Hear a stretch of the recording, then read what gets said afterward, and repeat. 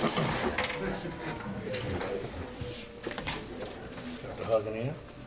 Good evening, everyone. May I have your attention? Good evening. How we doing this lovely afternoon here, MLK Day? Please do, please do, please do. Allow me to introduce myself. I'm Darren Wright, and I'm with Upscale Media Group. Also, my team member to the far right of me, Parise Williams. We have the X Level podcast that we present to the community, and we do these community podcasts, if you will, pretty regularly, once, 2 or 3 times a week on different events. And we also have a YouTube channel that we release the same information on as well. One of the questions that came to us, and just for full disclosure, I'm a DJ, so I have to have a lot of conversation with individuals about music all the time. But one of the questions we had was the state of entertainment at Lock 3 during the summer concert series in particular. So we wanted to kind of bring a community forum to the table. We've invited city employees and or representatives to come in and interact with us from Lock 3 and then affiliated areas, and just kind of have some open dialogue. Sitting to my immediate right is Mr. Russ Neal, who is the 4th Ward Councilman and also the chair of the Parks and Recreations Committee, and just wanted to just have some healthy dialogue with that. Couple housekeeping rules: restrooms to the immediate left when you go outside. There's a couple of sheets at the table. Please feel free to leave your contact information as well as any comments or suggestions. It is our intent to have forums probably every 4 to 6 weeks just on various subjects surrounding the city and other interesting topics of that nature here. So again, I want to thank everyone for coming out, and we'll have some contact information available for you just regarding what we're doing. This podcast is being broadcast, and we'll have this available shortly thereafter. You can leave your information. We can make sure you get a copy of it as well. So with that being said, I want to open up the floor, just kind of have some open dialogue regarding Lock 3, our lovely city of Akron, and what do we think about entertainment that's going into Lock 3 from the standpoint of our genre, R&B, and things of that nature. Anyone want to talk openly? We got mics available. We can talk from the floor. It doesn't matter to us. Ms. Green? Yes, I have a couple of questions in regards to the funding sources for the entertainment that does exist at Lock 3. Okay. If anybody can provide that for us in the near future. And can there be a regular schedule of our cultural diversity during the Fridays and Saturdays when they don't pay for the big entertainment? Oh. For the last couple of years, every Friday, they have entertainment downtown, but it's in tribute to somebody that I wouldn't necessarily go to see because they don't represent our community. But could they alternate some of those Friday entertainments to include more diverse entertainment? And who has a schedule or a copy of the old people that we might like to see that still travel, so that we can pull from their schedules to see who might be available during our summer hours? Okay. And how much does it cost the city to bring in big entertainment? Okay. And that'll be geared, yes. And please introduce yourself, please, so everyone. My name is Tish Jernigan. I work for the City of Akron. I'm the Downtown Operations Manager, which Lot 3 falls downtown, so I assist with that operation. So like Friday nights is Rockville Lock, and it is sponsored by WONE, so that's why that comes into play, where it's WONE type music. So then it's the Saturdays where we try to diversify and vary programming and do what we can do. Okay. So let me just kind of, I know I had some questions relative to that as well. So one of the things Mrs. Green asked was regarding the funding sources. I think one of the items that's important to us, or I won't say important, that is of concern is there's constant talk about a minimal budget. I had a conversation with someone else earlier about the budget being minimal to bring in acts of a that's how do I want to put it, that we want to see. And there's always statements that we don't have the funds, but we never know what's available. I would also question, do we have a list of acts that we have to pull from? That was one of the items that was in question as well. And I guess lastly, from the funding standpoint and the act standpoint, I understand there was a survey that was in place a couple of years ago that was specifically put on the City of Akron's website. I did bring that for you. I We just appreciate mentioned- that. I forgot to hand it to you. Those are the responses we got. It was on the city's Facebook page. Okay. We passed out postcards at the events, asking people to go to the Facebook page. And you got, it looks like 103 responses? And how long was the survey valid for, the link?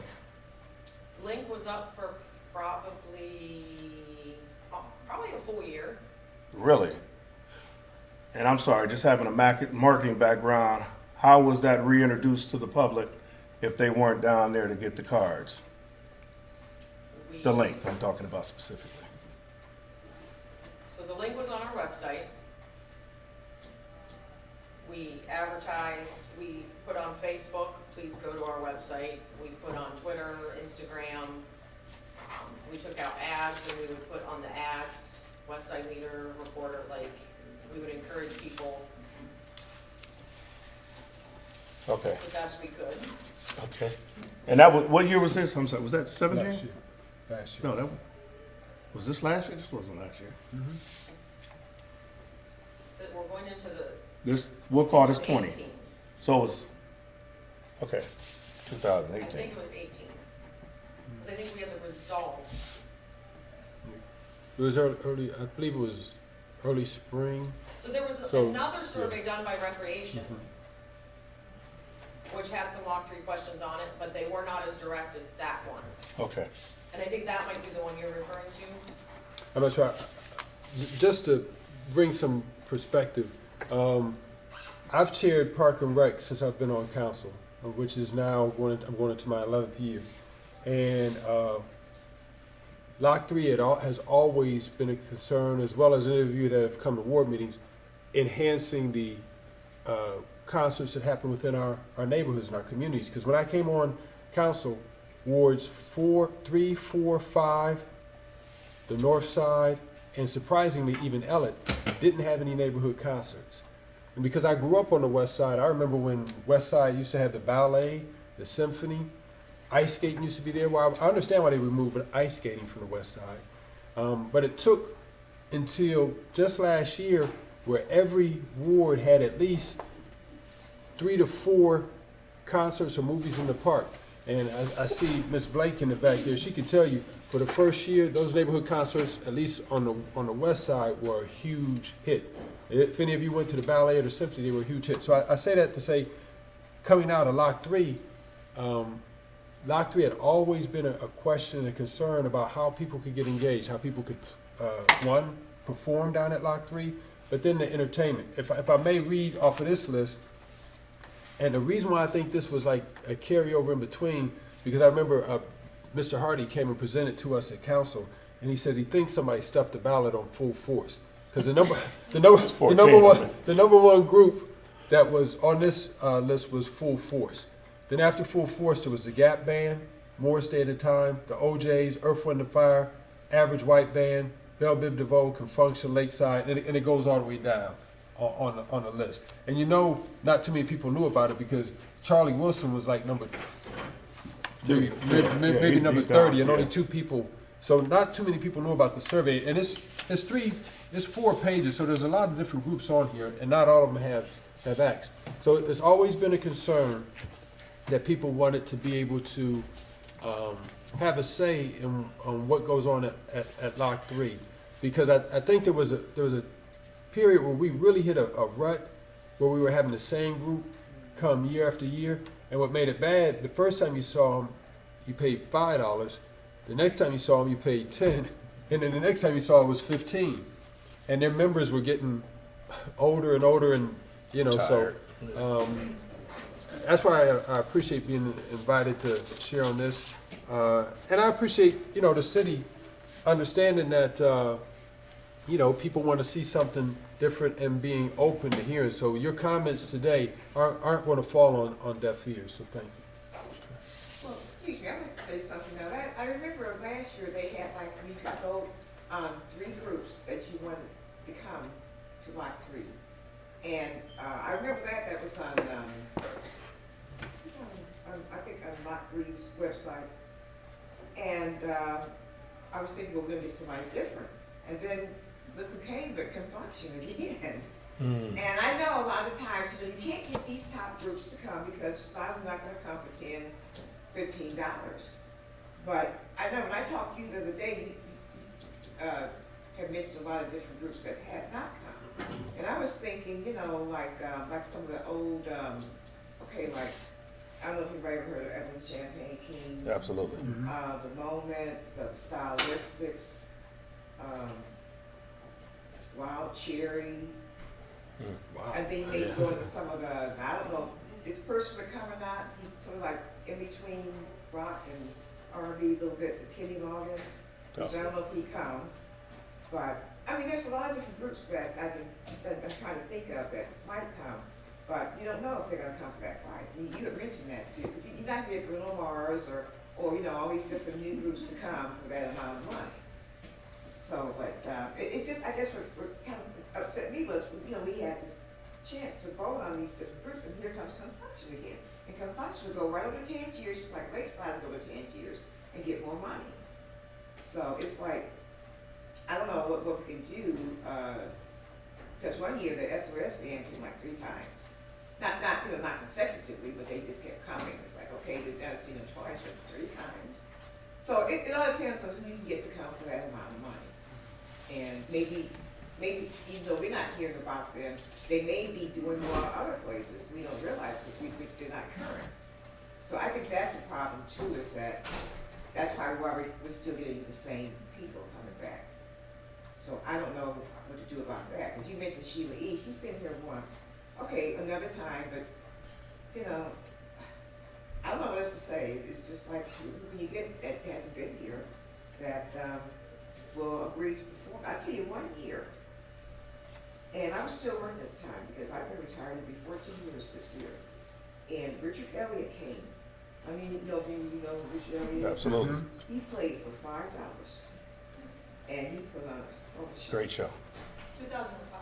Yeah. So we do try not to repeat. Yeah, now she came. I remember that. That was a great show.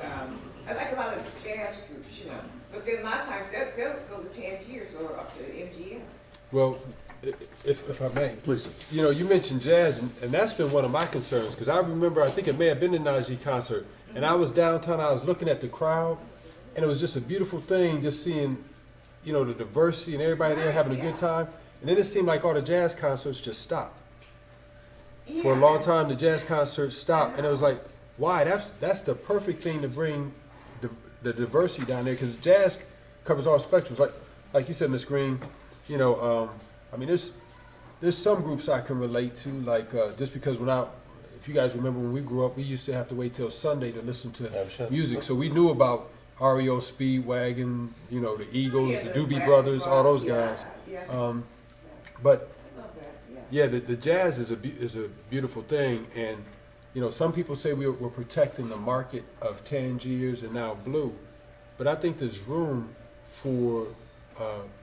I think the city, because of what it does for the city and bringing people together, the jazz is something that we need to have more of down And you on know, three. excuse me, I interrupted, but did you mention Blue, what's that place up there? Yeah. What's the name? Blue? Yeah, I'm just saying that's what some people say. The reason why we don't, because we want to respect their markets, but I think there's room for protect their markets and still give people what they want. Howard, I have a question. So my question is, you mentioned a sponsorship, so my question is, how did the sponsorship come to be, and is that on lock in terms of they have every Friday for how many summers? Is there a contract regarding that sponsorship? WONE, you referencing? Yeah.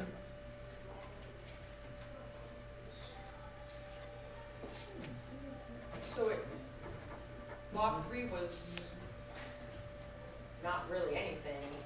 And WONE approached the city and said, I'd like to do this rock the lock kind of night. It used to be Rockin' on the River, Oh, yeah. and they were yeah. leaving Rockin' on the River, so they Yeah, wanted to come to Lock 3. Right. So they came in and we created Rock the Lock. So that was created on Friday nights. It's successful, so it wasn't, it was a proposal that came in and it's working, so do you change something that's working? I mean, there are other nights in the weekend, so. Well, the question was, and I'm not proposing a change, I'm just trying to get information. So the question is there a contract with regards to that sponsor to have every Friday night? And if so, excuse me, for like how many summers, is there any wiggle room? Is the question, not to Yeah, propose a It's change, only but, year to year and we Okay. can look at it, so there is a contract from year to year, it's signed every year is what you're saying? yeah. So excuse me, where that Rockland River, wasn't that was in the fall? That was in the They fall, moved it's Front that- Street, They yep. moved it down to Lot 3. See, I didn't know that, they had that. Well, the wave is gone, but they used to, I think they mainly did like Tangiers and sponsored different shows. But I think Yeah. they had the Jazz I Act really can. came down there, so I think the wave sponsored that. But the gentleman that owns You don't have that WAPR owns the Wave and several other radio stations. The gentleman that owns WAPR also owns the Wave. Rubber City Radio Group. River City. He owns Yeah. several stations. He owns several stations. Yeah, but the wave went left and then they came back in 2011 and they fell under Rubber City Radio Group, which has, WKR, W1, but now they're gone. Yeah. They're Correct. gone. The staff was let go December 6th, Yep. and it's country now, and I have I just have a suggestion, because local, I think, is very important. And I don't know if you've heard of the Akron Real Deal. They're a band that practices out of Mason Elementary School. Okay. They're all real good guys. Frank LeGrier is the coach for them. They have been down at the lot as opening group one or two times, I think. But you need like local talent, people in the community who sing and perform. So Yep. I hear them practicing at Mason, and I still go out to their concerts too. Okay. So I think they it'll be a did. good group. That's what you teach at. Yes. Okay, yeah, they came here, Yes, and yes. then they had some concerts at, down at, what was that, Palace? Oh, Yeah. yeah. What was that, Hub's Groove and, Powers. So, allow me to jump back in. And we respect, and I know Frank, and that's a great group. We're really focusing right now on trying to bring the large talent, the national acts. That's the challenge that we're having right now. So, Tish, if you could answer this for me, and I don't know if you, at what point is the selection process set? When is that taken off to determine who are the potential? We started Acts. that in late November, December. Okay. And is there, I guess my question is, I mean, we have an offer out now for Old School Soul, which is the end of June. so you have an offer for groups for, you say end of June, meaning one day, or, Yeah, we always have the Old similar to, we always do Rock the Locks on Fridays, we always do Old School Soul Concert on the last Friday, or the last Saturday in June. Memorial Like, Day weekend. when we find things that are working, we try to. That's not that. That's not Memorial Day weekend, so, it's always the Saturday before the 4th, which is usually the last weekend in June. Now, excuse me, who are these groups? The group that we have I can't share, like, that's, I mean, that could be, if it gets out and it's not accepted, that can create issues. Oh, I see, okay. I didn't know. It is a group that is on the list, so. Okay, all right. It's a 4-page list though, so. Right. Mr. Mitchell, I'm gonna let you jump in, and I'm gonna jump right back in. Go ahead, sir. Capacity a lot. 335? The legal capacity is 7,000, Oh, my goodness. but that is 5 square feet per person, and that includes like the entire fenced-in area, which includes behind the building and beside the stage and all of that. So we actually, over the years, have gone to a 4,000 limit, because that's where over 4,000, 4,200, it starts to feel uncomfortable. When we had Cameo there, we had agreed to sell, we had 4,500 tickets at the gates, and we were gonna stop at 4,500. We hadn't reached the 4,500, and people were already leaving because they felt too claustrophobic. So we backed that down a little bit, because nobody's going and standing by the canal. So even though the legal limit is 7,000, the comfortable limit is 4. Was that your only sellout? Huh? Was that your only sellout in lot 3? George Clinton. George Clinton. Those were both R&B groups, right? Correct. Could we get more dates? If you bring up a national act, you can raise the price a couple of dollars. People will be willing to pay that. Some of them actually go up to Cleveland, they'll pay $60, $70, $100. Okay, so, If you bring, okay, for instance, I threw out here, you know, the older groups are getting older. They're not giving you the same performance that they used to. Now, if you want to go to the 90s, early the 90s, I gave them an example of Teddy Riley and Guy, the New Jack Swing Yep. experience. Now, if you have to charge $25, people were willing to pay $25 or $30, as opposed to if you go to Cleveland, you're gonna pay $100-some to see them come. what happens if it rains? That was what? What happens if it rains? What happens if it rains? Well, You're gambling the city's money that it's not going to rain. that's a very interesting response. It rained at Lakeside. Yeah. Well, that wasn't the city's money per se. Well- That was the African American Fest But it was- under the auspices. But that was the city's money. Correct. So, And why the last concert that we as African American community did in the middle of September, but the weather is iffy.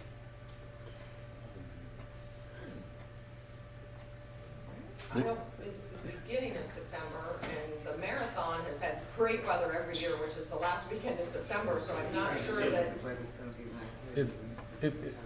If I may, because again, the concern has always been, you know, the cost of the groups.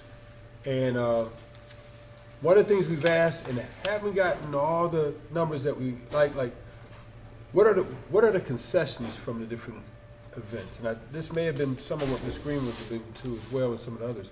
You know, what are concessions from the groups?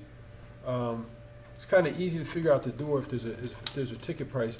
But one of the things that we've proposed, because if you got 4,000 people in there, and you're charging $20 a ticket, that's $80,000.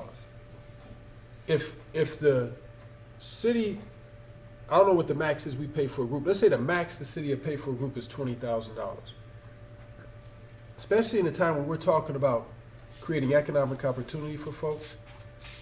I see a few folks in here who have done promotions and done concerts. Well, let's say if the city said, okay, we don't want all of our concerts to bring in national acts and people have to pay for all of them, because one of the things, the benefit of when we do the neighborhood concerts and even Lock 3 is for people to be able to come and get into free on some things. But let's say we pick 2 dates, 1 date out of a month where we were able to bring in a national act, or 2 dates out of the summer. And the city said, you know what, we're going to give Lock 3 to a promoter. Right away, the city saves $20,000 or $30,000 or $15,000, whatever it is they spend. And then the city would keep all of the concessions, and with the promoter split well, I say all the concessions, city would keep all of the alcohol sales, and then say they'd even give a certain percentage of the concessions to the promoter, because now the promoter's taking all the risk. And as far as the rain thing, what you do is you take that insurance, you figure that into your cost. Now what we do is we create economic opportunity for local promoters who are more in tune. The city automatically is coming out making money because they're not, No risk. there's no risk with the group. And then, yeah, you're splitting some of the alcohol sales, but you're coming out $10, $15, $20,000 right out the gate ahead. And now you create this opportunity to bring other groups, into downtown. That's one thing that's been proposed. But to be able to do that, everybody has to know the numbers. Because, if there's 4,000 people and just 25% of them buy something to drink. And if, for those of you who know, something we had to tell, I know we had to tell this to John S. Knight Center and to the city as well, because they would have just regular beer. Well, different folks drink different things. They didn't know about Hennessy. This was back when Billy Soul was in. So the city, had to bring Hennessy down there, and you make more off of those Sell it out now. off of those drinks. Just like some of the food choices.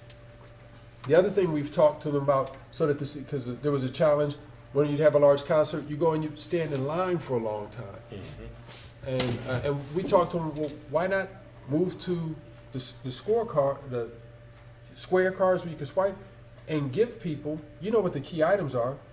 You know how you go to the ball game or when you go to a concert, they walk by and say beer here, or have people walk through the crowd or have different stations so that you can maximize your return on your concessions. Because I would go down there and I would just watch, and you would lose a lot of money because people would be sitting there waiting to get in. And I could, fellas, when it's a tight concert, what would the fellas do? They would say, lady coming in, and they would let the ladies into the restroom to speed that, because there's only so many restrooms down there. But I think this form is good because I know people who come from Youngstown, definitely Cleveland, as far away as Columbus, Toledo, to come to see a concert here. So there's that residual effect for after the concert for the businesses and things that are in the area as well. So my hope is that what we glean from this is that there's an opportunity to create more opportunity out there in the community and meet the needs of folks without putting a financial burden on the city. Because, I not to call anybody out, but those of you who do promotions, would that interest you? Absolutely. If the city said, hey, the venue is yours, and the city would have to vet folks to make sure these are the only kind of acts we want down there. But I see at least 2 or 3, definitely folks, maybe 4, that have done some type of promotion. Would that interest you if the venue was made available to you and the city said, hey, since you're taking all the risk, we'll give you a small cutoff for the concessions? Because from the city standpoint, the numbers add up because you're going in saving the money right off the rip that you were spending for the group and spending for promotions. But how do you control cost if you have outsiders to do that? Well, I mean, one from nothing from the city, if you get in by a certain time, to up to $15. But if you have private sponsors, and they control the price, what impact do you think it would have then? well, this right here, that's what I'm saying. We would want to keep the normal way we're doing things and add like 2 dates, experiment with 2 dates. And then as far as from the city, you don't control. I mean, I haven't thrown, well, yeah, I've kind of thrown concerts. I've done some lightweight promotion. You're not going to, you don't want to price yourself out of the market. I mean, this is these guys' business, so they know what the market can bear. And part of the agreement from the city's point could be like, hey, you have to keep the concert at no more than $25, and then they would have to determine what group they could bring in at that price point to make money and to get the crowd that they want.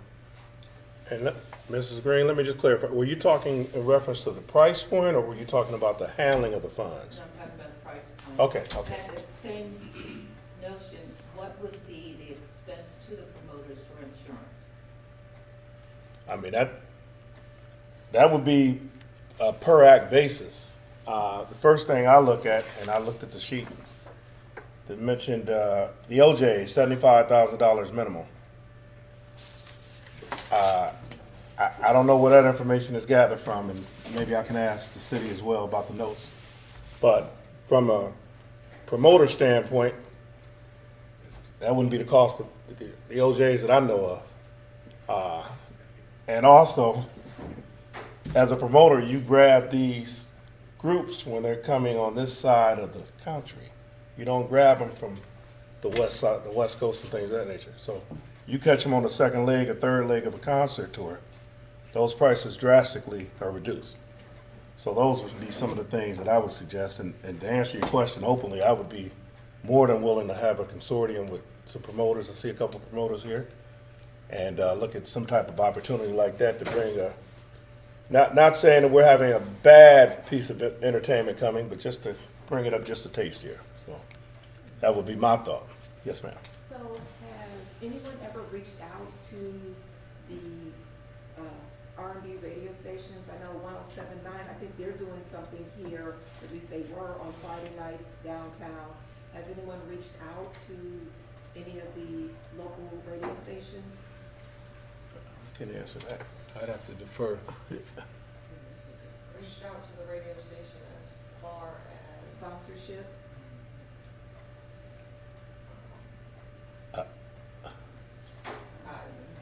Like Radio One?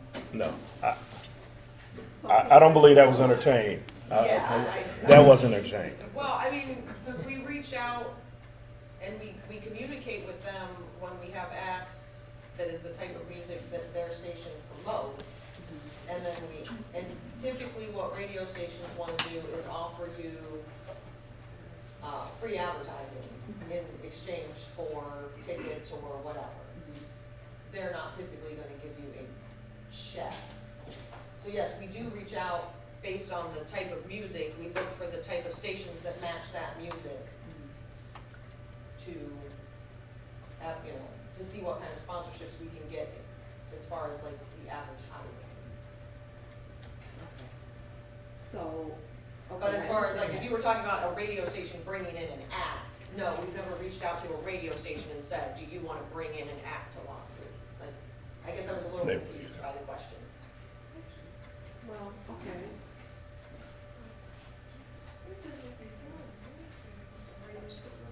Well, to piggyback off the previous statement about Friday nights, there's a working productive relationship with that radio station in sponsoring those Friday night concerts.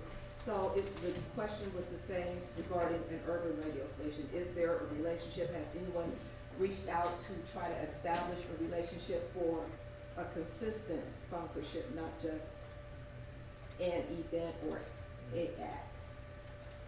No, but that's something I can definitely look into. You said it was some point now, that's Cleveland, Yeah, Mm-hmm. it would be 93. No, Yeah, it would be 93. no, I'm just saying. The sister station. Except. Well, when you say here, maybe not in Akron, Right, but we do we do have. it in Ohio, but I'm just Right. saying, yeah, we've never really had, Go ahead, sir. I know Boosie Collins' name in that hat too. We get Bootsy all the time. Bootsy. Actually, they don't have a bad deal on LJ, it's 75,000. At a comfortable level of 4,000, it'll only be 1875. You go to uncomfortable 7,000, it'll only be a $10 charge. So they're looking better. But what if it rains? Well, the promoter in Canton that did the OJ's got them for about 40, so, Even less. yeah, that's why. If I may, and if we have anybody that's a promoter here, I can only say, I know when you get, based on the liability insurance that you get, you hedge your bet. I mean, if you want to try to do an event like that and not pay for the insurance, but I know if I was doing an outdoor event, I would buy the insurance so that if something happened, you're gonna pay for that insurance, but if something happens, they cover your costs. I don't know if there's anybody out there that has more experience on that. Yes, though. cancellations. Well, Steve, I want to say something because I think about 3 or 4 years ago, Larry Graham came, he was supposed to come to Lock 3 in the rain, and he went over to the Civic. But I wouldn't have known that if somebody had called and told me that. But can that be an alternative? Would you have to let people know in lieu of rain, it will be at the Civic? But can you do that, I don't you think know, that's, all the time?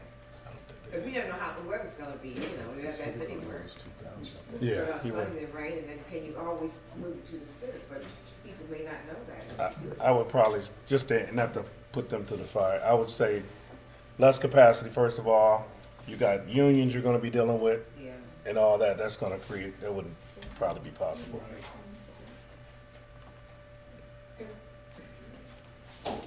They just did that one time with Larry Graham. I figured A out- lot of them pavilion, it's seats that have a higher value, so they have a minimum that they're gonna make if it does rain.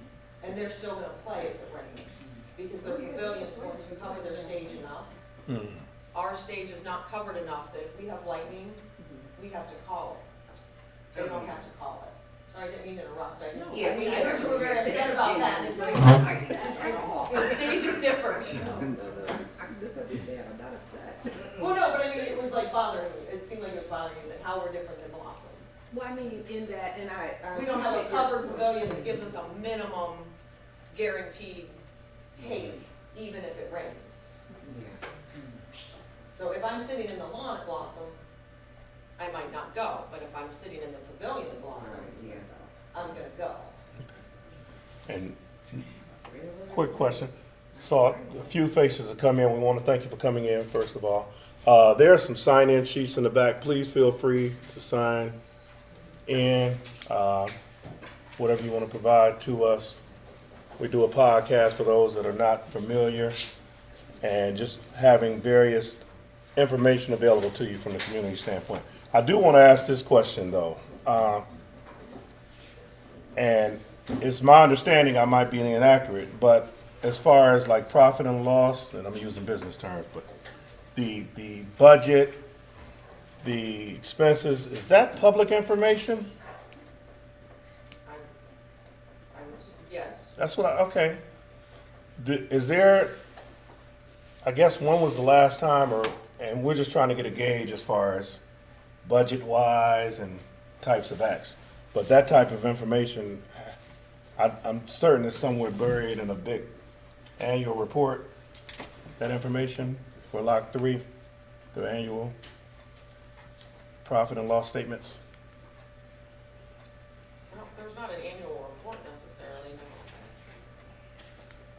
no. Okay. From the city, a budget, there's not a city budget or profit? I can tell you, this has been one of the questions we've asked when the concern was saying about the cost, and some concerts have said that, you know, we don't break even. Asked, well, give us the breakdown per concert. You know, how Okay. much was made off of the Cameo concert? How much was made off of, you know, the Confunction concert? So that we can get an idea, because the ultimate goal that we're trying to achieve is to improve the quality of entertainment that comes down to Lock 3. And so, you know, if we, and when I say we, meaning on council who approves the budget, the administration who executes on it, I mean, they set it and send it to us, and then on citizens who are saying like, hey, well, Lock 3, my tax dollars are paying for Lock 3, and then I'm paying on top of that for entertainment that comes down. If I have to pay for it, you know, I should have more of a say in what comes down so that I get my money's worth. And so, you know, I think that's a key point for everybody in understanding what it costs to bring a concert down there. And what I really want to share is that, especially in this time where we're talking about, everyone's heard about the Elevate Akron report and about how economic opportunity has not been equally accessible for those in the black and brown community compared to the majority community. Lock 3 and the whole entertainment piece is a way of opening up opportunities for folks that are in that promotion business. those who want to partner with the city and bring entertainment in, and it can help us achieve our goal, which is to bring in, better acts. One of the things we also had talked about were if, we were to share with people if there was like a lock 3 pass, meaning so that a promoter or the city would know, if we knew that the caliber of acts that would be asked for, people buy an entertainment book. Absolutely. You purchase that lock 3 pass, and now you know that you're gonna get into a concert maybe the pass is $30. And you know that you're gonna have 2 concerts that you could go to.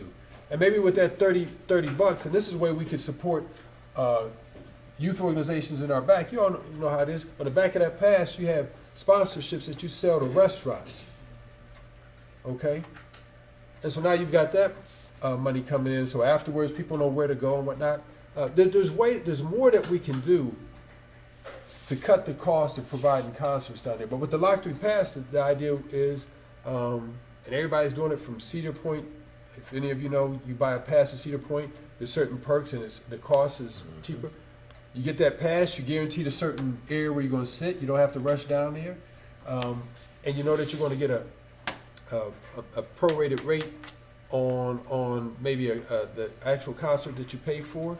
And maybe, shoot, they throw in a free hot dog and pop with it. The challenge with government is that it doesn't have to think like a business. I see a lot of business owners out there. If we don't market our wares right, if we don't market ourselves right, sooner or later we're out of business. Government knows that it's going to have that constant cash flow coming in, called our tax dollars, all the time. So I think all we have to do is, this is where it's important to partner with the community and be more creative in trying to achieve the goal. Just my thoughts. Carter?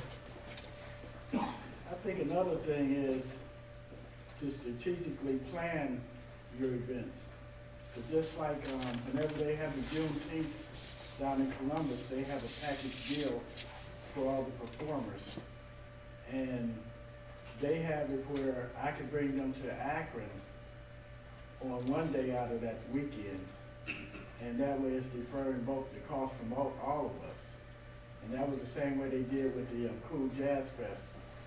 They would have all these performers there in Cincinnati, and then they would have performers down in Atlanta, and then the next day they both just changed places. And so that actually deferred the cost for paying out the outright cost of things. Because I've got people like Radio with DeRay Parker Jr. Quite a few of them have been contacting me, and they already have packages where they have about 6 or 7 bands and things. And I haven't had a venue big enough that I can bring them, so I just have to refer them to somebody else. Now you make a good point. And just let me ask: Do we, as a city, do we talk to, like, we wouldn't want to talk to Cleveland because they're too close, but like, do we talk to a Detroit or a Cincinnati or a Pittsburgh and try to see who they're bringing to That's exactly what. cut, That's what I said. so we could save each other money? Buffalo, those that are far enough away to where we won't encroach on each other's markets, but close enough to where we can save money because the travel costs for the groups won't be as much. I know Howard reaches out to agents and talks to agents about who they have available that might be headed this way, that has, that we could make an offer to. So I'm assuming those agents would say, well, if they're coming from here to here, it would be, but I can't specifically say that for sure. But I do know he reaches out to agents in different markets and says, hey, what do you have this summer that I can present to the city as options for these events? Is Howard pretty much the individual that's working towards selecting or securing the acts? There's multiple people that have a say in selecting the acts. Howard is the one that writes the contract with the acts. Okay.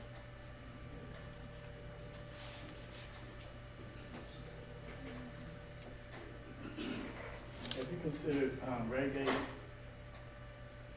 bands and performers?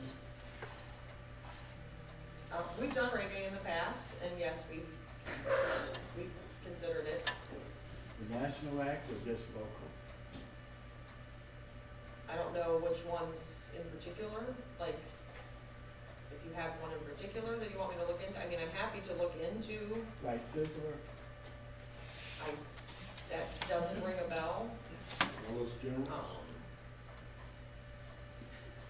Yeah, he's local. That's because it's also national, he's a local actor, he's national.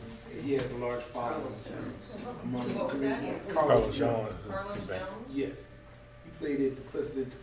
That name sounds familiar. He's up in Cleveland. Yeah. He played in the what now? Yeah, but I mean, he still draws. He's regional, but he has a draw. He has a draw. Yeah. There are people follow him. Anything you think of? Yeah, he did. Can I ask you a question? Mr. Wright, can I ask a question? Oh, sure, absolutely. I'm just curious from the audience, how much are you willing to pay, and at that price, who do you expect to see?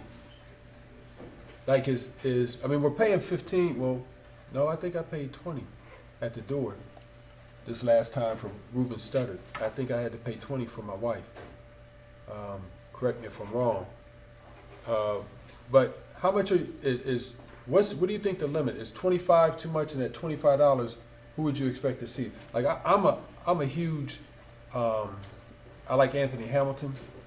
I like Kim. I don't know if you could get Kim Yes, at that, you know, to where, but I would think we could get Anthony Hamilton. Coming out of Detroit, you might get Kim. I see somebody shaking their head. You can't get Anthony Hamilton for 40. Go ahead. I'm not sure somebody, I'm just sitting back and listening, and I agree with everybody's comments and what they said. I own a booking agency, I have book rights all around the world. I worked in cities like Portland, Buffalo, Kansas City, and I watched them make tons of money off of events like this. When you say that venue holds 4,500, I think you said 4,500 comfortably, you can bring an act, excuse me, $40,000 to do it in their pocket. To answer your question, Russ, if you bring somebody in that's a higher talent, like Anthony Hamilton, now he's about 65,000. But if you bring somebody in like 40,000, and you charge $25 for a seat, I don't think anybody in this room has a problem with good talent. Also, I would suggest possibly start bringing some 90s acts. You know, Genuine, Tame, Seal. There's tons of them out there. Absolutely. Keep doing the same acts over and over. Just kind of, like you said, you know, the Cameo was a huge success. George Clinton was a huge success. But there's tons of acts out there that you can bring a lot less. Even if you go into the gospel world and do some gospel, that's huge. It's a lot cheaper. Same thing with comedy. There's a lot of genres out there that you can do. I look for cities all the time, and I watch I see the numbers at the end of the night. I even do Warren. Warren actually did Cincinnati Jazz Fest. So there's acts out there that you can bring 4,000 people very easy at $25 You mentioned something. Using some of the groups, the local regional groups, to perform, to open up for a comedian like a Sinbad or somebody like that, I think would be huge downtown. You know what, I didn't even interrupt, but I was one group that I was thinking about, but I don't know if they specifically just do cruise liners. It's KC and the Sunshine Band. You know, but now, if they would bring like some good jazz acts, like Tangiers, I've gone to Tangiers and charged $35. I wouldn't mind paying $35 to see Walter Beasley. Right. Or to see Chris Bodie or Norman Brown. I saw a concert with Norman Brown in Youngstown. It was $22. And it was like a venue. It was out in the open. So yeah, I mean, I wouldn't mind paying $35 to see a top jazz act. I wouldn't have a problem with that. And look what they're paying to go to the Northfield. MGM, yeah.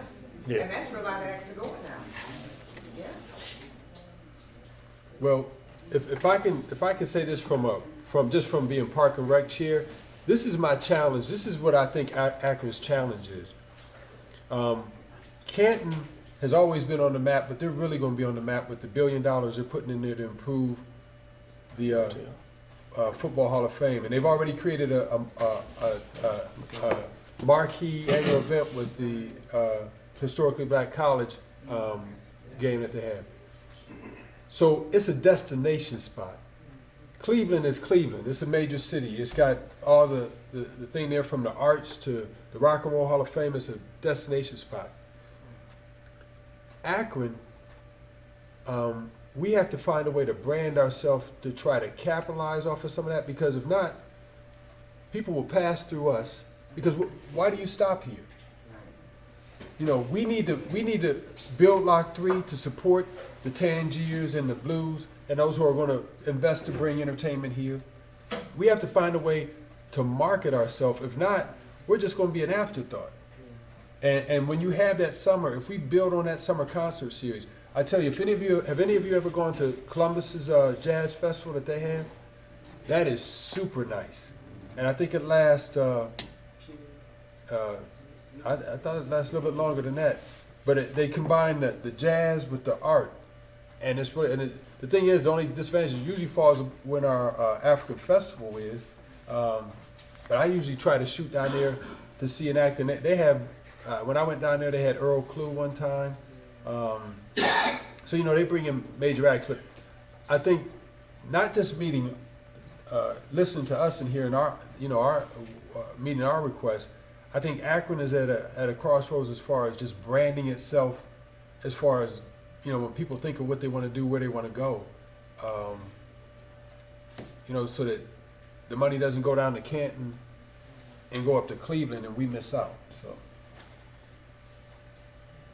Very good. So what is the next steps? What do we need to do here? We're having dialogue right now. We'll compile this information. From a community standpoint, what are the next steps here? We got some good ideas. Find some funding sources, first of all, to support whatever concept we come up with to relieve the city of getting the media with the lower level, whatever. So I think funding sources and promoters or whatever that gentleman does over there. We need some more input from them as to their past experience. To that point, one of the things I can do is convene a meeting or get with the administration and bring in those who that's their business, promoters, to see if they would be willing. I mean, you mentioned, you know, everything from gospel.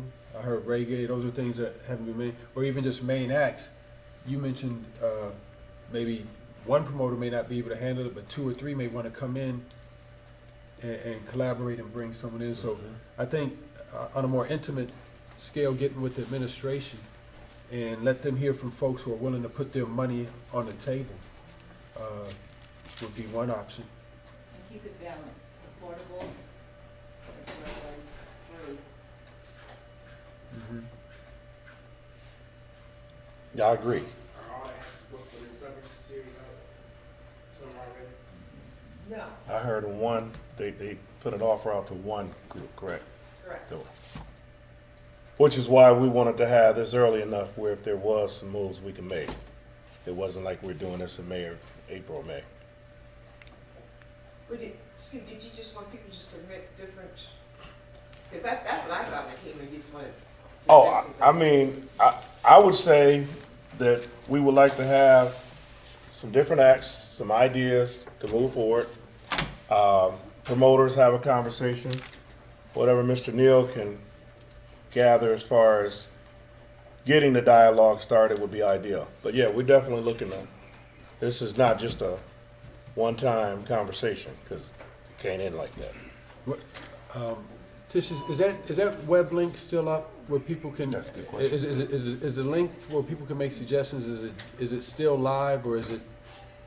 The survey is not live, Okay. but I can remake it live. Okay. That would be good. We could put that promotion out. And then what I could do is I'll leave my business cards with everyone. And if you email me, then what I'll do is I'll just forward them to the administration. I'll forward the suggestions to the administration. No, I want to tie us in as well. 'Cause we Yeah, definitely- I'll CC Upscale Media. Yeah.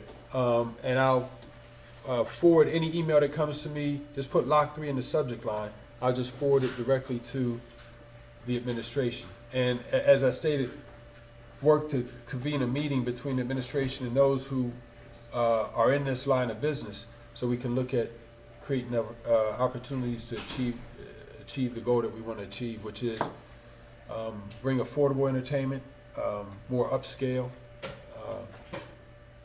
to the community. And I guess the other, with regards to the survey, I think Upscale would like to have a part or have their own or try to tie in with the one that the city is doing just to make sure that it meets the needs of what we see should be met versus not having all the information available or just kind of, we'd like to ask a couple of detailed questions to get a little bit further than just checking off a name at that point. So. And while the survey's not live, there is a contact us, Mm-hmm. and if you fill that out, that comes directly to my email. Okay. And that's from the cities. I tally anything that comes in. I mean, depending on what it is. I get band suggestions on there. I'm having trouble booking bumper cars. You know what I mean? So I either respond or I tally, you know, if it's a band suggestion, I make a list. So. And is that on the Lock 3 That's website? on the Lock 3 website, www.lock3live.com, under Contact Us. Okay. So Thank you. that's live. I just want to make that clear. Like, you Okay. can always give us suggestions. I'm always looking for suggestions. I've gone to the mayor's council, or not the council meetings, but he Mhm. has the where he teaches everybody about the Right. government. I've gone to those meetings and asked for suggestions and talked to people. I've reached out to different members of the community. You know, I've had conversations with Theron Brown. When I work with the African American Fest, I listen to who they're talking about booking to try to steal and learn, and you know, so I'm always trying to reach out and listen. So that contact us form is always like the actual survey that just says which 3 bands would you like to see. Is not live right now, but I'm happy to make it live. But the contact us form is available. Because I think this one was, you said that was for last year, and it said pick 3 artists. 17. I think it was 18. Was it 2017? I Seven. think it was. It's 17 and bumped to 18. It's been 2 years. And you picked 3 artists, and then you know, they were on look over it, and I was thinking, oh, this is gonna be something different, you know, we're gonna get some new people in, and then, like, you know, there's come watching Well, if you do, if those who, I'm sorry. Words can function on that survey. Well, again, that's why I want to have, that's why Upscale want to be a part of this, because this is not reflective of, this is not reflective. But if folks make sure that you sign the sign-in sheet that Upscale has, then what can happen is when Tish makes the site live again, if you can make sure you give Tish your email, she can send you an email, and then he can push that link out to those who are here, so you can push it out to your folks, so we can get a more accurate reading from folks on what kind of groups they want to see down there. So, I know you mentioned Howard is actively speaking to individuals. You have an offer out on the one Saturday with regards to, typically, what do we see? 3 dates? And I say we, African Americans, R&B, what do we typically see? 3 dates a year? So it depends on what kind of level of expense we're looking at. Okay.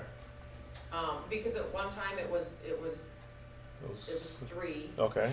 And then we heard from the community that they wanted stronger acts.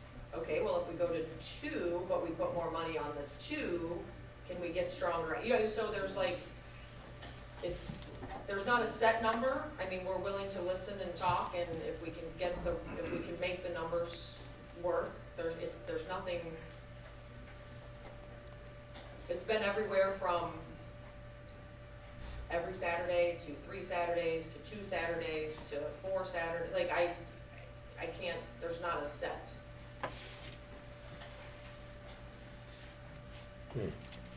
Okay. So right now, we potentially have 2 additional acts versus the first one. Okay. Potentially. And there's just conversation, there's been no offers for those 2 dates, correct? Correct. But you said there's a committee that works on that, on those acts? it's an informal committee, but there is lots of discussion. Can you give me the demographics of that committee? Well, I mean, my boss has a say, you know, James Hardy, Marco Somerville, Summer Hall in the mayor's office, weighs in. Howard weighs in. Howard runs demographics from bands that are playing, like the bands we're looking at when they're playing elsewhere. What are those numbers?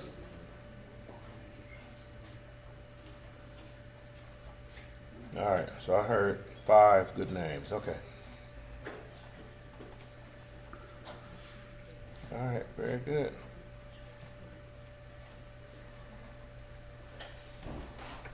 Any additional questions? Yes, please. I would promote to find out what dates you have available, Pardon me? the dates you have available.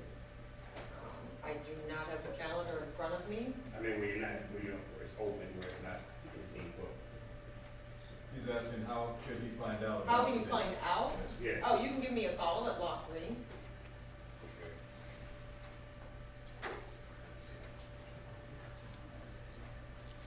Okay. One question, you know, I mean, as it stands now, does the city allow outside promoters to come in to rent Lot 3?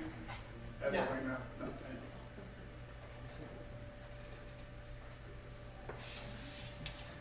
you. When you're upscale, I've never heard of your company. So I'm a little bit confused as what are you gonna, if you're responsible, you're gonna be bringing in acts as well, and work with the city or? Not with the city, and allow me to explain. So Upscale Entertainment has been around since 1999.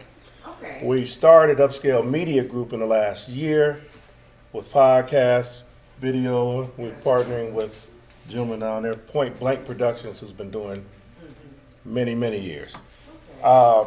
We also handle bookings for local acts as well under Upscale Management Group. Okay. So we've got a couple of local R&B groups out of Cleveland that we've handled bookings for. So the consortium is Upscale Groups, and we do a host of that. Can you tell me which groups, I mean, where have they come here? Oh, the groups, well, actually, this is about, one of our larger pieces, we partnered with Tangiers and brought in Kurt Whalum.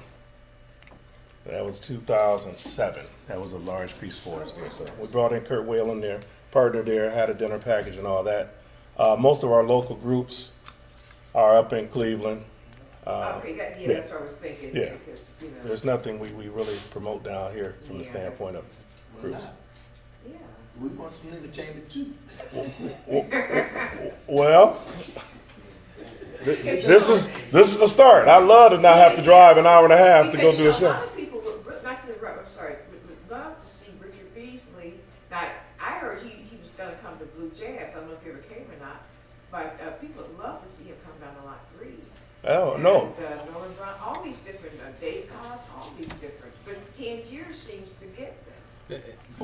If I may, and that's the point that I get as Park and Rec chair. People say, if Tangiers can bring these groups down here, and they could only, I don't know how many people Tangiers can hold. They're doing 300. You know, Yeah, it's 300 they a say month. surely Lot 3 can bring them down there.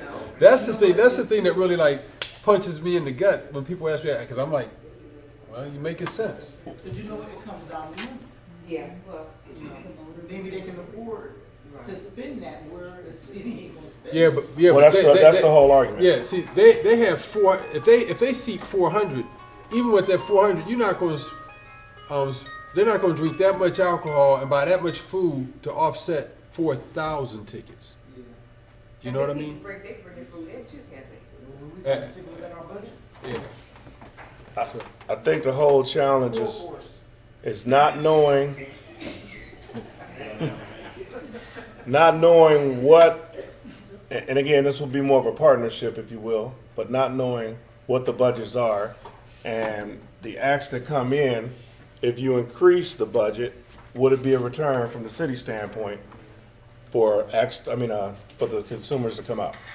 So really, it's not only the ticket sales, but it's also the food sales making money off of. From the city standpoint, Well, yeah, but City of Akron, I That, mean, that should be just a bonus, quite frankly. That's not even, no, that should be a bonus. That shouldn't even be, their ticket sales should more than take care of the acts. okay. But yeah, I don't know how anybody else feels if they could do it. I I'm- understand sometimes you can't get these groups to come, but I'm just saying, Ohio Players was at 10 years, they charged $50. They shouldn't even been working more than 10.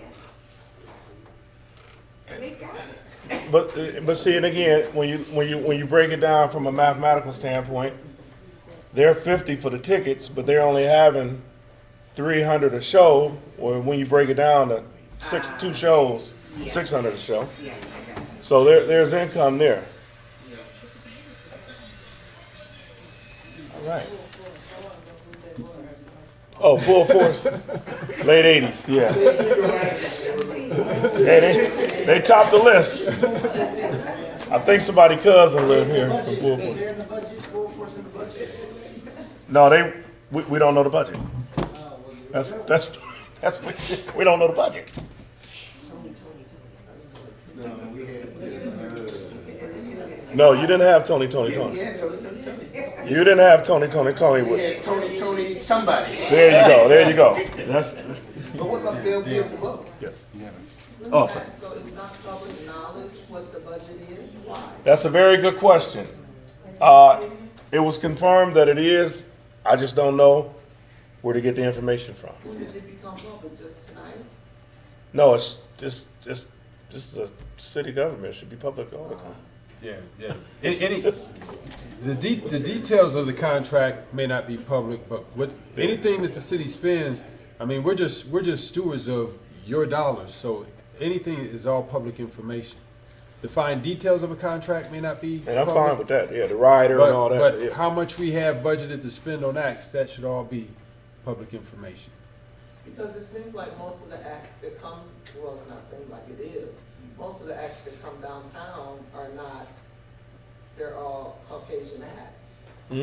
So because I was told when I moved back home that the owners, the business owners of downtown Akron is the one that brings so much acts down there, not like the city was paying for it. So that's why there was so many Caucasian acts down there, because the business owners down there was paying for it. Is that not true? I'd have to defer. I don't know if Downtown Partnership is paying for any of that or not. Well, that was like a tribute band. They haven't been established. That's what tribute band. No, I don't know about that. I'm trying to find, I want that answer, if that's The possible. businesses downtown are not paying for the Oh, ads. they're not. So the city of Akron is paying for the acts that come downtown. And so is that why most of the acts are white acts, Caucasian acts? And when you say the city, and are you referencing all nights? Because I believe you might not have heard. Friday nights are sponsored by 97.5 WONE, Correct. which is a rock station. And they approached us to start that. When they were leaving Rockin' on the River, they approached us and said, we made a name for Rockin' on the River, we want to bring this to the city instead. So we accepted that and started Rock the Lock 15 years ago. So when you say they approached you, let me jump in. Let me make sure I'm kind of closing the door here. So when they approached you, they came in as a partnership, or are they fully funding this? They came as a partnership. They come in as a partnership. So the city is open to partnerships? That's what Yes. That's what I want to do. How Okay. would the public, how would the city, how would the residents and people and businesses that live here know that? Forums like this type of conversation. 1 second, sir. Go ahead. Well, with the radio station coming on as a partner, that's sort of like the gentleman question back here about outside promoters. Isn't that still like an outside promoter? That's deemed a Couldn't partnership. They put together a partnership and approach Lot 3 and start a series? Yes. Okay. I mean, well, okay, wait, I don't want to say yes. We are willing to listen if they have a proposal and they want to bring it to the city, we are more than willing to listen to that proposal. Even another radio station, Even another radio station. or a group of gospel churches who wanted to have a gospel There was a Sunday. celebration, during the summer. What happened to that? that would be sort of like an outside promoter, but they'd have to go, enter a partnership instead of being as a outside promoter solely. Correct, It would have to be a partnership. correct. Okay. Okay, I like that. Yes, sir. Okay, going back to what you asked earlier, the demographics of the committee. What is the demographic of the committee? Because what I'm hearing, basically, I'll just put it out there. We need to probably have someone represent us on that committee. Therefore, we'll have someone to maybe reach out to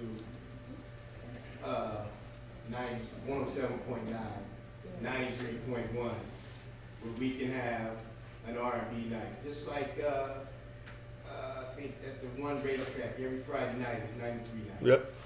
We've seen them. So basically, how many, we're not, maybe we may need some representation on that committee to see the inner workings.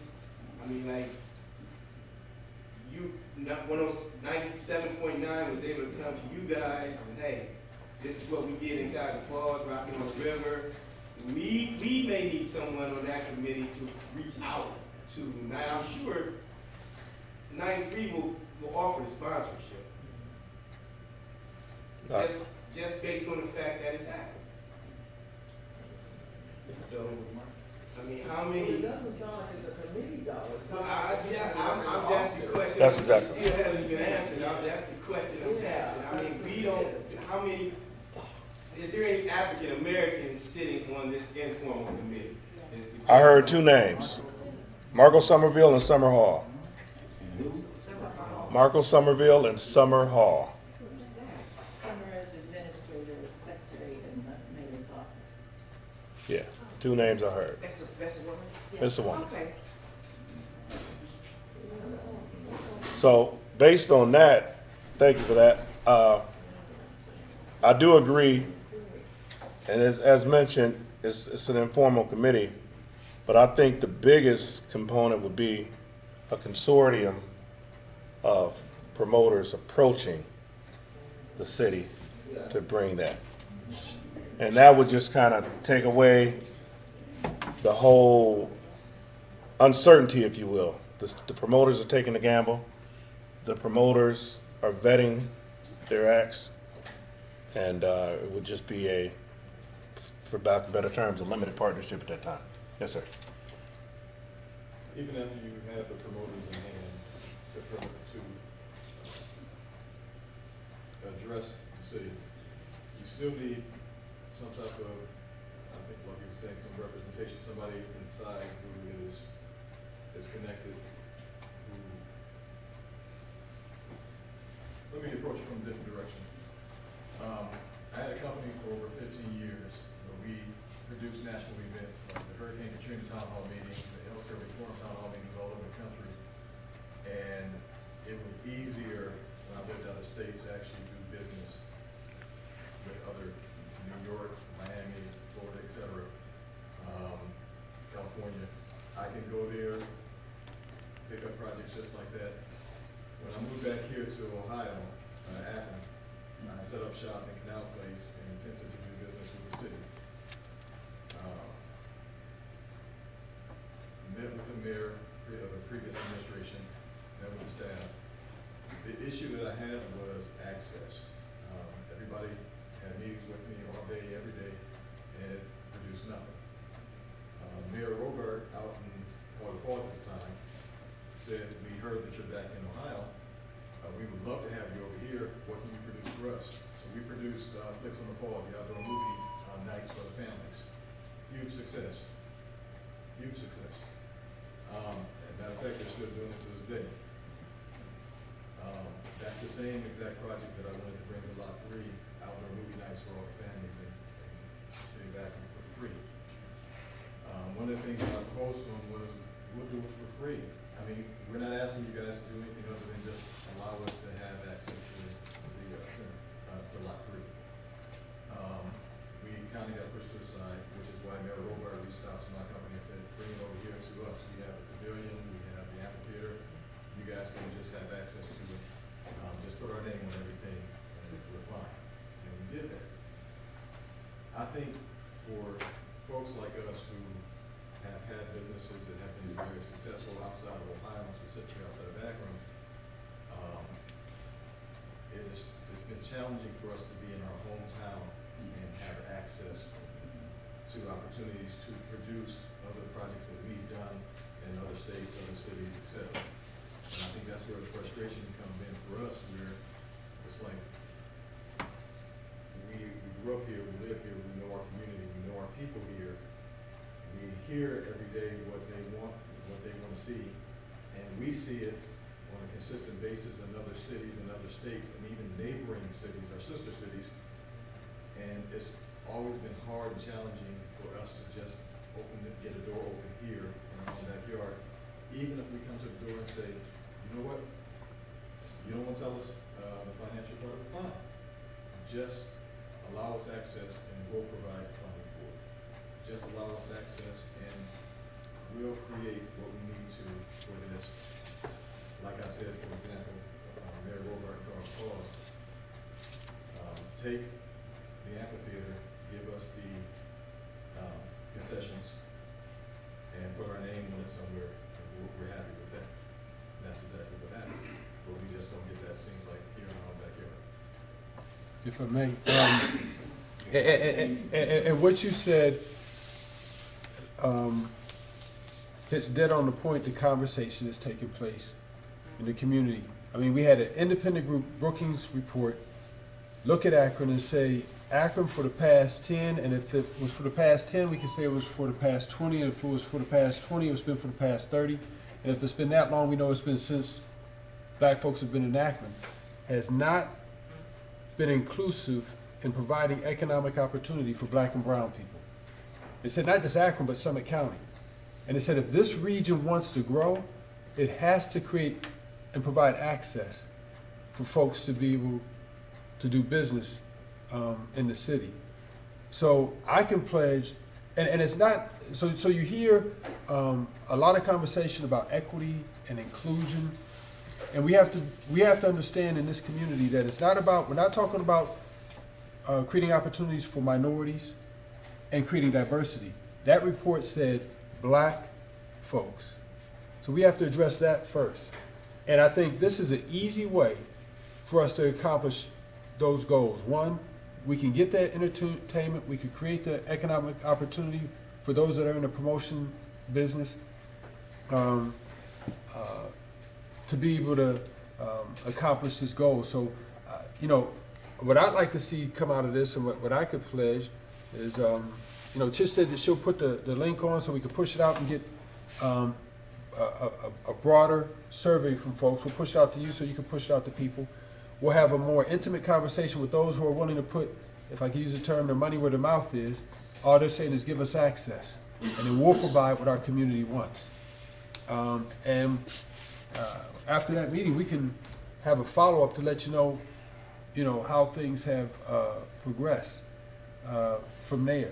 But that is a challenge, because a lot of times when we talk about economic opportunity in the city, it's been, we don't think about creating an economic opportunity for promoters or for people in marketing or that do bonding or that are attorneys or do accounting. A lot of times it's been on the very low end of the totem pole. Well, we have some empty lots over there. We'll give them to a few people who do landscaping, and that's been hard to get for. So I appreciate your comments, because I've heard that from others, and I can say I'll work with Upscale and I'll work with the administration to make sure that we create a forum to create more opportunity that'll help us address the main reason why we're here, which is to provide better entertainment for our community. Thank you. And I think the frustrating part for us out here is we see all the talent that we have here in the city, and the problem that we face on a regular basis is most of that talent ends up leaving Akron because of lack of opportunity. Like, again, you don't do any business here, and he does amazing events. The projects that, in order for me to succeed, I had to literally leave, go down to Georgia and actually create a successful company for years until I had to come back here, family. And then even when we did Voices and Choices Town Hall meetings, I had to go to DC to get hired to come back to my own company out of my own city to produce that event. So I had to go to DC, get hired from a group in DC, to come back here to do an event down the street from where I live. So I think that's a frustration, just seeing so much talent here that we have that pretty much gets pushed out of the city I think you got another to topic. be successful. Oh, yeah, absolutely.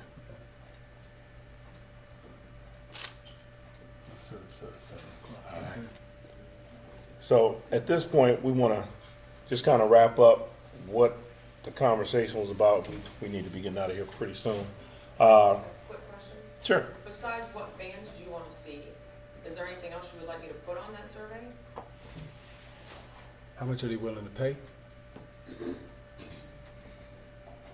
And I see bands is because you have R&B, but then I'm a jazz lover. There's neo soul, there's reggae. So there's a. Are we able to have a discussion Sure. yeah, I'm happy to make the link Yeah. live, and I would love to have information so that I can. yeah, let's share have a that. discussion. Okay. With that being said, I mentioned the couple of sheets that should be or might have been going around.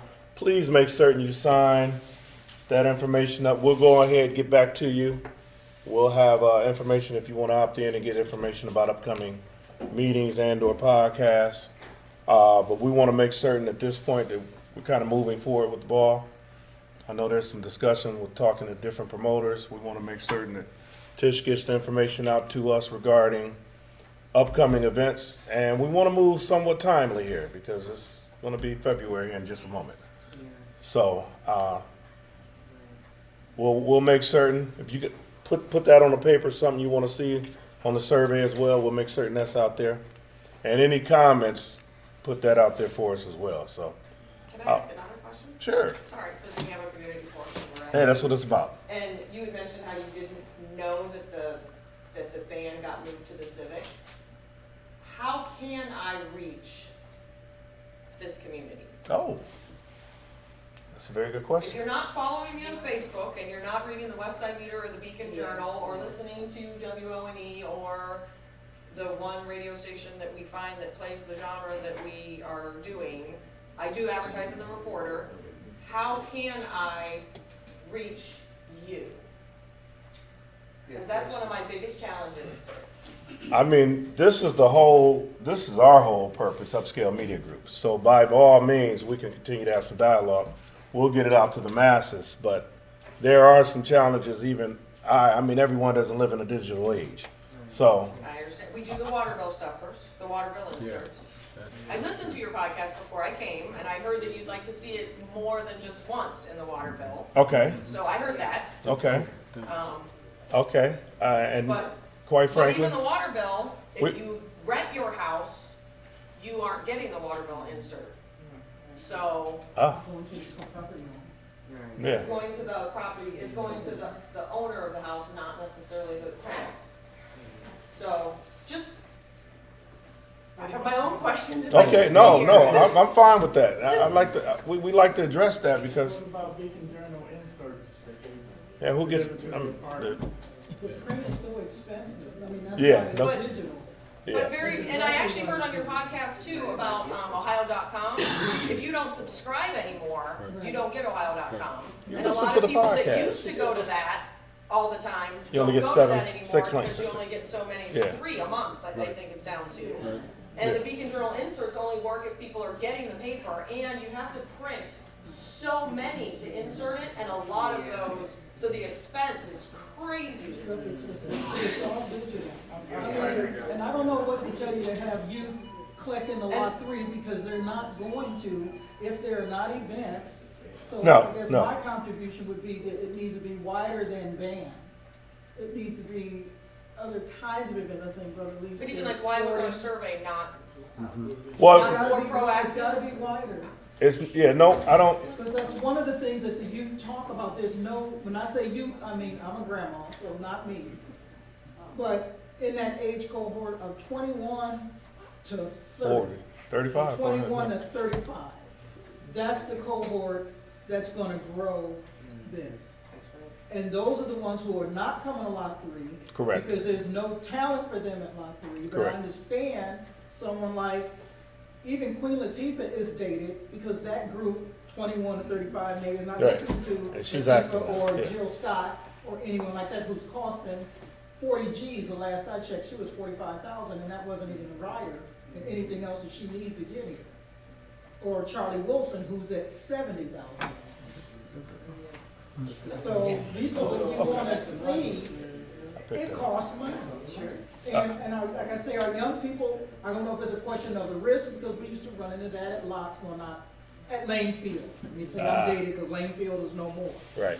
But the struggle was, well, why can't we get somebody like T.I. or somebody like Lil Wayne? I said, do you know the liability and the cost of bringing someone like that to somewhere like, not even just Lane Field, but the city period, between the security and the rider and the food and making sure everybody is gonna live their life the way they want to. It becomes really prohibitive without those funders.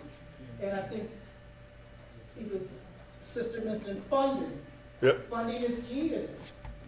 Not just paying how much you wanna pay out of your pocket, because we know we rock Tim's, we rock Nike. We'll pay the money for clothes. We know what we got our money on. But will you pay $80 That's right. to go to a concert? Or, you know, Beyonce can get that money. She can get $2,500 on the floor and sell out. I saw D. Ray Davis, a comedian, up at the Improv. I was out $88. Right. 2 tickets. Right. So, And that's just a comedy. and I'll pay it because I enjoy. Give me good entertainment. I'll pay it. I don't know, maybe it's just me, but if we kick off that summer series with a big act, Yeah. maybe we might have to pay that extra money, Yeah. but to get that money in the kitty for the future acts, it would be worth it. To bring in I agree. Charlie Wilson. I Even agree. though I don't want to see him, I've seen you too many times. Right. To kick off, let them know that this is what we're doing in Akron, this is what we're doing downtown. And then those other acts can be those 30s, those 40s, those 50s. But you know, maybe we might have to pay a bit more to kick that series off, to let people know that we are alive in Akron and that we're doing something. And the smaller acts will travel. I mean, it will come if you know you got a headliner. Somebody want to be on that venue with. Absolutely. They're gonna Absolutely. tail in and come too. Absolutely. Good exposure for it. To answer your question, Tish, as far as how do you get to our community, there's a few different ways. Number one, you have the benefit of this being Akron. As Akron is small, the word of mouth gets out quickly here. Depending on which age group you're going after, grassroots is the best way to get the overall. Absolutely. Number one, we have all these different community centers here. And our community center here, just alone, we have the Usher Board meeting, the Hartford Block Club, the Hardesty Block Club meeting. We have all these different meetings that meet here on a regular basis and the packed. Best way to get the word out to the older generation is to come to these meetings or either send a flyer to these meetings that they can announce.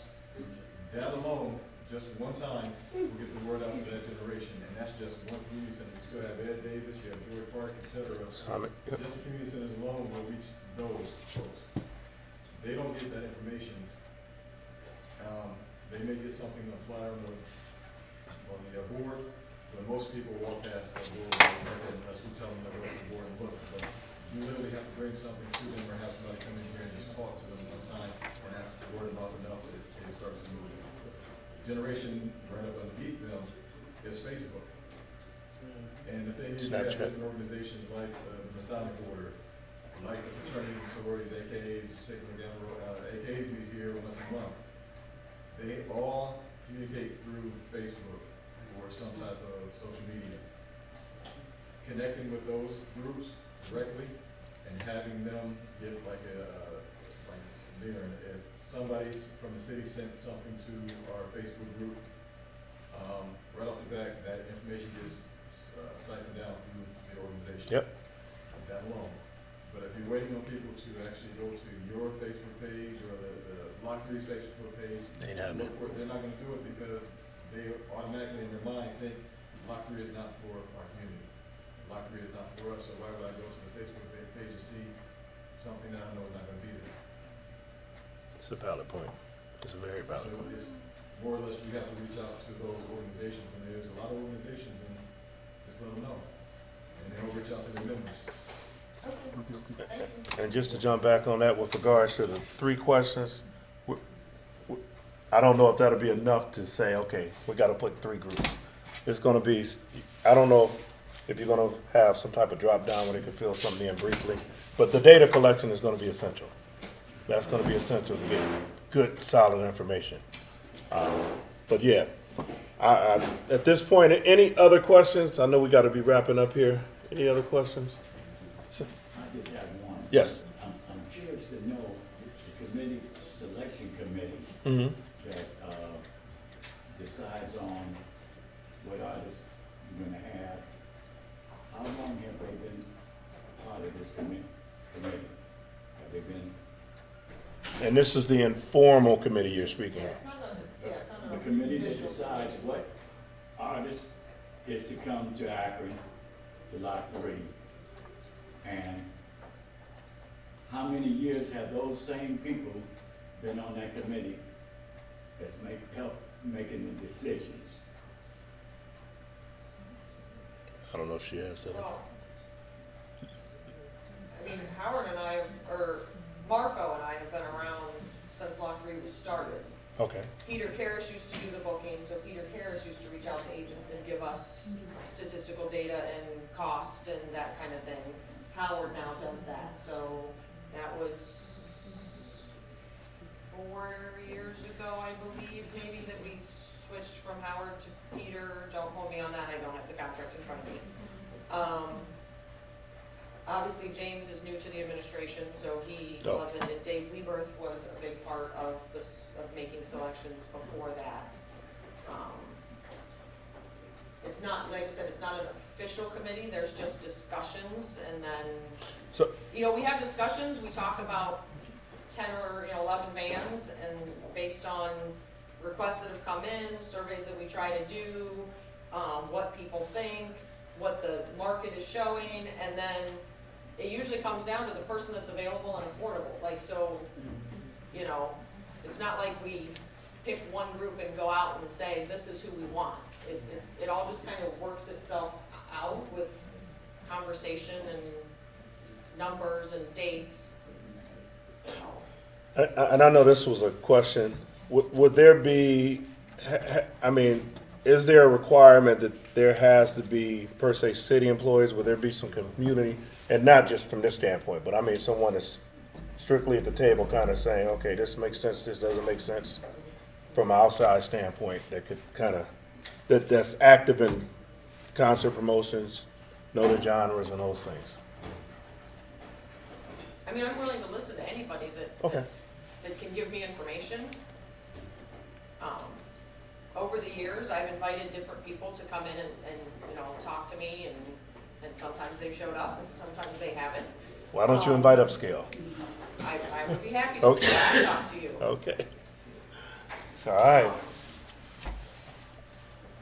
But when did you reach out to me to say, hey, we have some suggestions we'd like to bring to you? So, I didn't know you I'm not trying to be mean. Well, that's a very good question. My conversation before 5 o'clock today is that the city doesn't partner with anyone. My conversation with representatives from the city is there is no partnership opportunities. We choose who we choose. We listen to the city. We had a survey from a couple of years ago. People were too high and we got a limited budget. We can't make money bringing in better acts. That's my conversation. We have a limited budget, and we do what we can, and we don't necessarily partner. It depends on what we listen to what, I've listened to lots of people over the years, whether it's worked out or not. I've listened, so I'm definitely happy to listen.